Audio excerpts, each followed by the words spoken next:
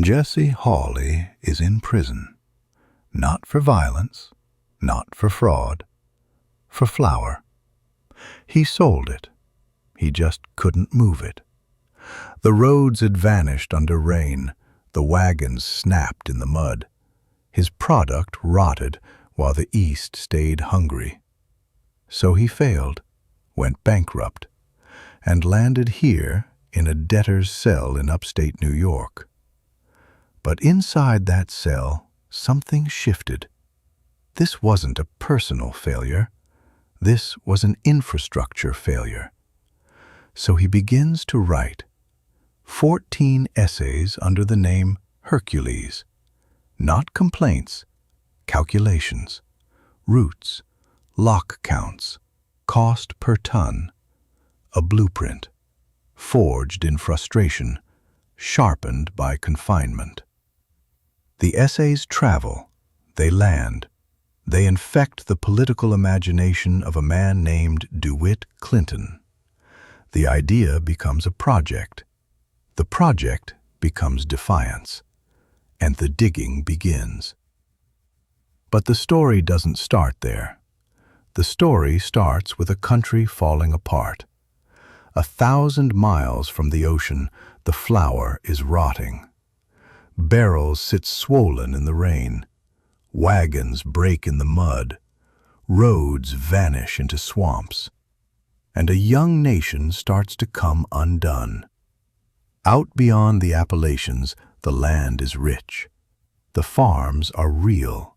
The harvests are heavy. But the markets are unreachable.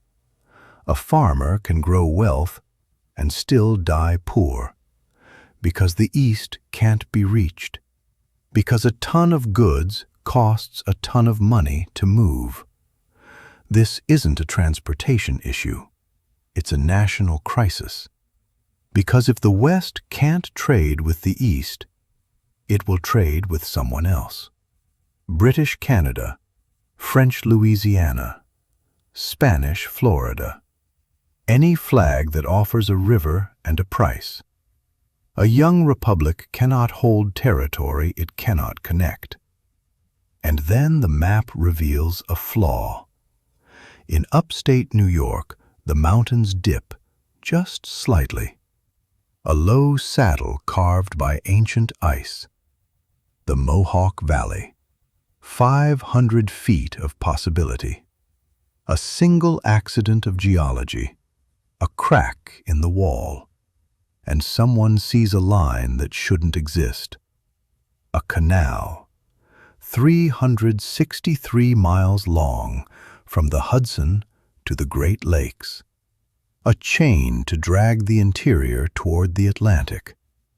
Today it sounds obvious, but in 1817 it sounds insane. The United States has not produced a single trained civil engineer, not one.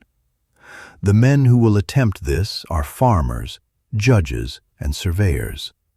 They will learn hydraulic engineering like a drowning man learns to swim. Fast, brutally, in public. The land ahead is not blank. It is swamp, forest, limestone, and distance. The federal government refuses to fund it. Jefferson calls it madness. Madison blocks it. Washington laughs. New York is told to dig its ditch alone. $7 million. A sum so large it could destroy the state. This is not just a gamble on water. It's a gamble on survival. So they dig. No engines, no drills, just muscle and whiskey. The first shovel bites into earth that doesn't want to move. Men fell trees, haul stumps, blast rock. The work is constant, punishing, slow. Whiskey shows up on payroll, over and over. Not as celebration, as medicine. Then they reach the Montezuma swamps. There the mud becomes lethal. clouds of mosquitoes, Genesee fever. Hundreds of men collapse. We now call it malaria. They didn't know the cause. Over 1,000 are buried near the trench they carved. The map starts to look like a scar, with bones under it. And still, the digging continues, because stopping would mean more than failure. It would mean the wall wins. It would mean the country stays fractured. Then comes a decision that changes everything. They won't use the river. The Mohawk River runs through the valley, but rivers flood. Rivers dry. Rivers destroy. A river is alive, and a living thing fights back.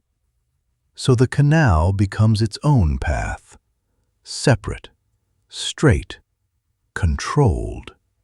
No current, no chaos.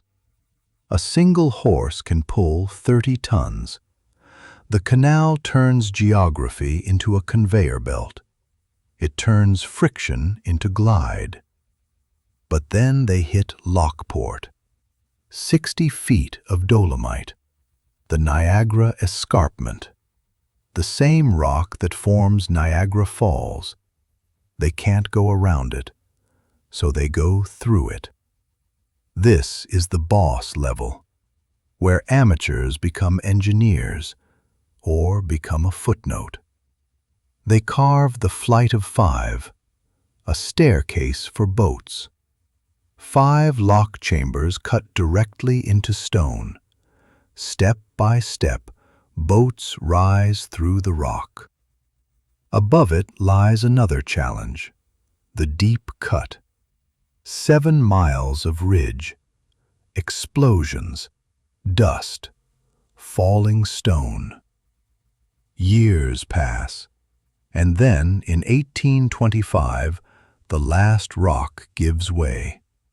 Water from Lake Erie rushes in, and the canal becomes a river. The nation feels the shock immediately.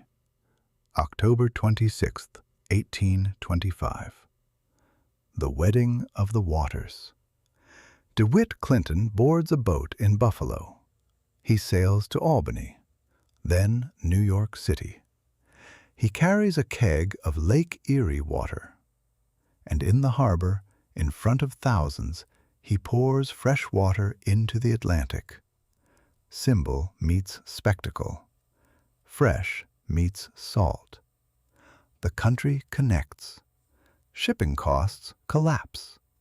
Flour that cost $100 to move now moves for 10. Markets explode. Buffalo, Rochester, Syracuse, Albany, all bloom along the corridor, and New York City detonates. The canal doesn't just carry goods, it redirects the gravity of a continent. If the story ended there, it would be clean. Madness becomes triumph. A prison essay becomes an empire. But the scar does not come without cost. The canal cuts through Haudenosaunee territory. It divides communities, pressures treaties, shrinks payments to pennies. The canal is not just engineered, it is taken. The land feels it too. For thousands of years, Niagara Falls was a biological barrier. Then the canal bypassed it. Species slipped through. Sea lamprey arrived. They drained fish like parasites. Trout collapsed. Fisheries failed. And ecological debt begins to compound. The towns change too. Fast. Too fast. Laborers, sailors, drifters. Taverns multiply. Gambling spreads. Prostitution follows. The region becomes the burned-over district. Not from fire, but from spiritual heat. Revival erupts. Temperance rises. New faiths take hold. The canal moves more than flower. It moves panic, and panic becomes doctrine. Then time does what it always does. It builds something faster. Railroads follow the same path the canal revealed. Steel replaces water. The canal becomes seasonal, then secondary, then obsolete. But the footprint stays. Cities remain where they are because of that ditch. New York's dominance becomes structural. The North gains an industrial advantage built on flow. That advantage becomes political, then military. A ditch doesn't just move flour, it decides outcomes. So what is the Erie Canal now? It is a monument to audacity and a record of consequences. It shows what happens when a desperate country decides that the map is negotiable. It shows that transformation often begins with people who were never given permission to transform anything. It also shows the cost, the unmarked graves, the erased treaties, the altered ecology. The communities pushed past their limits. The line on the map was never clean. It never will be. Because every time a map is redrawn, someone or something is erased.